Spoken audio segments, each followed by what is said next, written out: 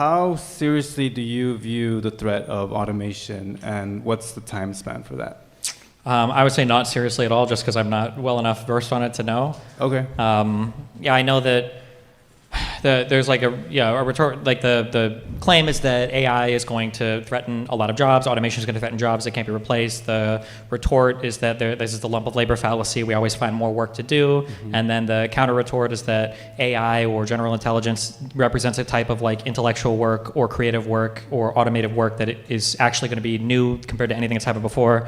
And then the counter is like, yeah, so that's where I'm at. So I don't know I don't know enough facts to go into, yeah. Right. So the response to automation is that there will be new work. Yeah. Right.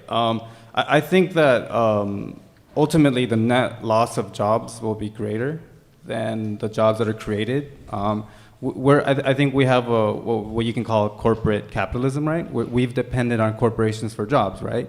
That's literally every single one of us like depends on a corporation, unless you're a small business owner, which, right? But I think that I would take the automation threat a bit more seriously because I would mention three major industries that might be affected, and these are three industries that hire a lot of people worldwide. It would be trucking, call center workers, and computer programmers. Okay, trucking. What was the second one? Call center workers. Call center. Oh, okay. Call center workers and computer programmers.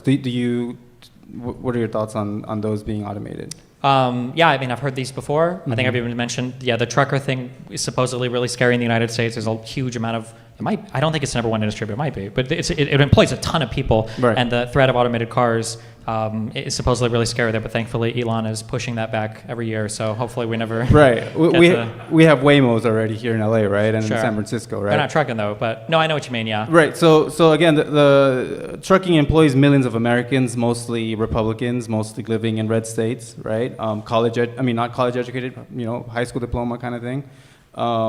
I think this is a bigger threat than people seem to realize. I think that when it comes to the trucking industry, not only do the truckers lose the job, but also the diners, the restaurants, the truck stops. I also think that the vision that Democrats are putting forth to address that is non-existent, right? Meaning that no candidate thus far has even remotely addressed this fact, right? That automation is a threat. I feel like the situation is like right now so dire presently in terms of stuff being talked about and stuff that people care about. I think it's hard to even be forward facing. We on the conservative side, like they say that every single problem was literally existential, and then on the Democratic side, it's starting to feel like every single problem, to some extent, or at least a lot of them are existential. So when you're in that like fight or flight mindset, it's hard to kind of like plan for the future, I guess. Right. So it's like the scarcity mindset, right? It's a little bit, yeah. Right. So I think there's like a broader way to talk about it, but nobody ever really addressed the conversation. But it has to do with like how do you address workers that are left behind when your GDP is growing? It's like a broad way of saying it. Yes. Well, that's the whole point of automation, is that we will be as productive as ever, even more so because robots can do better jobs than humans, right? But I feel like that assumption that we would live in this kind of like post-scarcity world, for some reason, I'm sure most economists probably account for this. I'm just saying, generally speaking, it feels like people don't account for the fact that consumer demand seems to be infinite. Like the appetite for a consumer for more stuff is like always growing. So insofar as if there are 100 people that are sitting around that can have, everything provided by robots, somebody's going to want something that one of those 99 other people can provide, and then that's, for some reason, that's always rolled forward that way. Now, the claim is that AI or something is going to represent a unique displacement of workers that, won't be able to be compensated with just increased demand or, lump of labor stuff. But I mean, that has yet to happen, and I guess we'll see. If it does, then damn. I just view a failure on both Democrats and Republicans in terms of like offering a hopeful message for the future. And as my name implied, the UBI thing, there's only one candidate so far that has even remotely touched on this, and it's Andrew Yang, right? I'm pretty sure most of you guys know. People view him as the sort of this kind of weird kind of, I don't know. I don't even know how people characterize him at this point, right? But he was the only one to offer like a pretty solid plan, right? So one of the things that he had was a universal basic income, which was $1,000 a month that every U.S. citizen over the age of 18 would qualify. I would argue that this policy is much better than what Kamala had to offer during her presidential run. And as well as he had a vision to fix the tax system in America, which you've touched on this before because I do watch your videos. He proposed a value-added tax system. And I think there's many different versions of a value-added tax system, but I believe the best version is the UK's version, in which it's a 20% tax on all luxury items, non-essentials, right?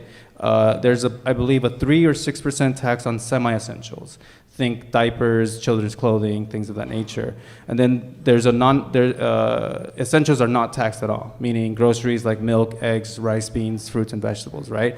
I would also mention that the UK has a sugar tax, right? Because do you really want more people to succumb to diabetes and other diseases that would put a pressure on their healthcare system, right? Mm-hmm. So I don't necessarily think that, I can't say that this would be a bad tax structure mm-hmm. for a kind of like quasi post-scarcity future, mm-hmm. but the only issue is right now we're designing kind of like the perfect tax or societal fiscal structure for a reality that we're not quite at yet.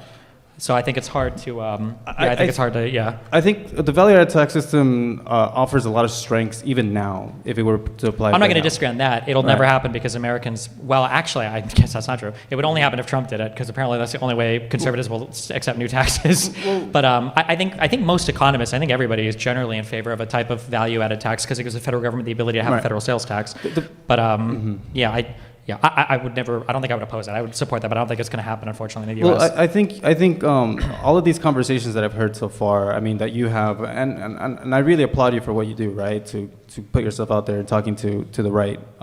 I just think it's just so divisive. It doesn't really offer a unifying message.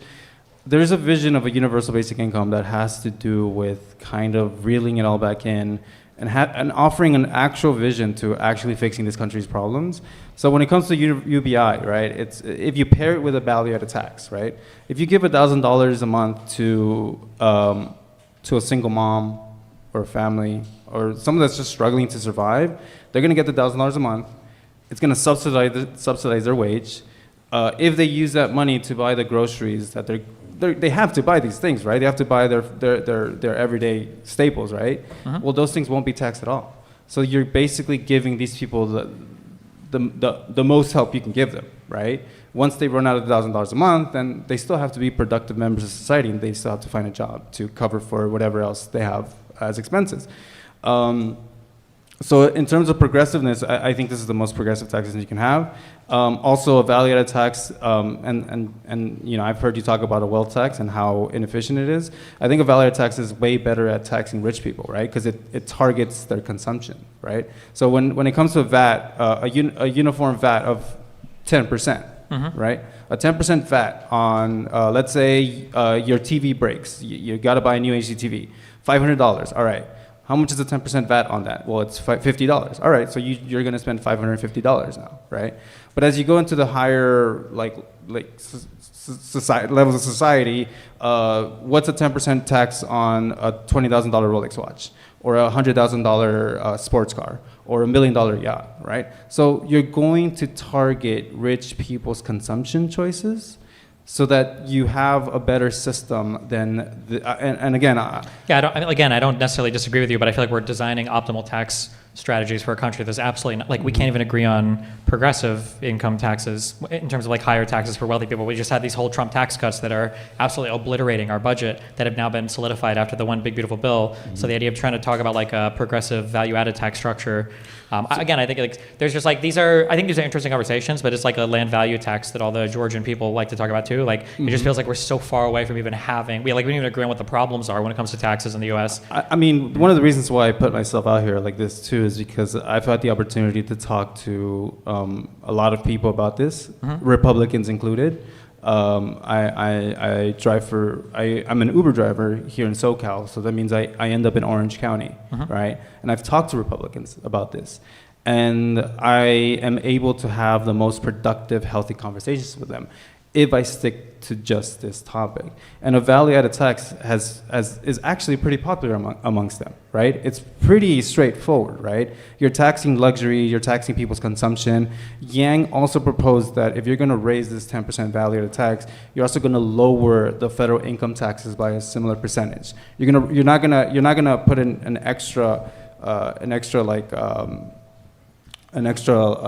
Like tax revenue on generating people, thing right? without also giving some kind of alleviation, right? Right, Yeah. you're alleviating it from the income tax system and then just having this luxury tax system, right? So what better way than to tax your people? First of all, why are you taxing people based off of their labor? Like, don't you want more of that, right? Like it's the income tax system is one of the most unfair tax systems in the world. I used to work at a UPS warehouse where people are working back-breaking labor, like during COVID, like working 12-hour days, 6 days a week. And then they go home and then they get their paycheck and it's like 30% tax. Like, that's super unfair. I believe that's one of the reasons why Trump won. Trump won this time around because he won over the middle class, right? He won over the middle class because the argument that you'll hear a lot is, oh, it's not fair that I'm getting taxed more and I'm working my ass off, and then my money is going to someone that doesn't work as hard as I do, right? So to me, and I kind of agree with that, again, because I worked at this very hard back-breaking job, and I saw this, right? I mean, like, I understand what you're saying. As somebody that is rich and somebody that was poor, something I say a lot is I hate the middle class. I've always hated the middle class. Right. The idea that somebody in the middle class doesn't want to pay more in taxes because they don't want their money going to like a working class person. I feel like one thing that I wish would happen in the United States is I feel like we like radically need to change the way that we approach talking about taxes. Like, conservatives talk about them like they have to be avoided at all costs. And when I hear people on the left talk about them, they talk about them like a punishment, right? Mm-hmm. But like, you know, something I've said, like I get to sit in front of a computer or in front of an audience and, you know, I get to fly around in airplanes, I get to do all this stuff. Right. It would only work that way if there were a whole group of people that were also willing to do other types of work that I personally don't want to have to do. And the idea that, like, for me to exist at like the incredibly heightened experience I get to have in this country mm-hmm. means that I have to pay some chunk of my income so that other people can live, you know, outside of destitute poverty, like that shouldn't even be like a regret. That should be like a celebrated thing. And even if people don't like even if people don't intellectually understand it, intuitively they do, because, you know, if somebody was making some amount of money online, you could just tell them, hey, there's like a whole bunch of crazy countries that you could move to and live in the wilderness and you'd be so fucking rich. And they'd be like, well, I don't want to fucking live there, right? Well, of course you don't. But part of the reason why you don't want to live there is because you don't have like a whole society that is like moving everybody forward from top to bottom. Yeah. So all right, you get the last word there, Mr. UBI. Okay, so I'm gonna try to cover this as fast as I can because this is there's so much ground to cover when it comes to universal basic income. Okay. I think the vision that a UBI can do for us is to also offer a way to adapt to a changing economy. I mentioned that trucker, if he loses his job, he's not going to live in an expensive city like LA or San Francisco or New York, right? $1,000 a month there isn't really going to do much for that trucker, right? We're paying $2,000 a month in rent here in LA, right? But if most likely that trucker is going to live in a small town, he loses his job tomorrow. He receives $1,000 a month, right? That money can help that individual and his small town to basically invest in their economy so that you can see a resurgence of small businesses and self-employment endeavors, right? So again, the vision of a UBI, that what it can do for us, it's very complex. There's a lot of ground to cover. There's so much in terms of how you could even call it a left-leaning libertarian idea in which instead of the wastefulness that government can do, I mean, we've already seen it in terms of the homeless industrial complex that's happening here in California. Tens of billions of dollars have been spent on trying to tackle homelessness.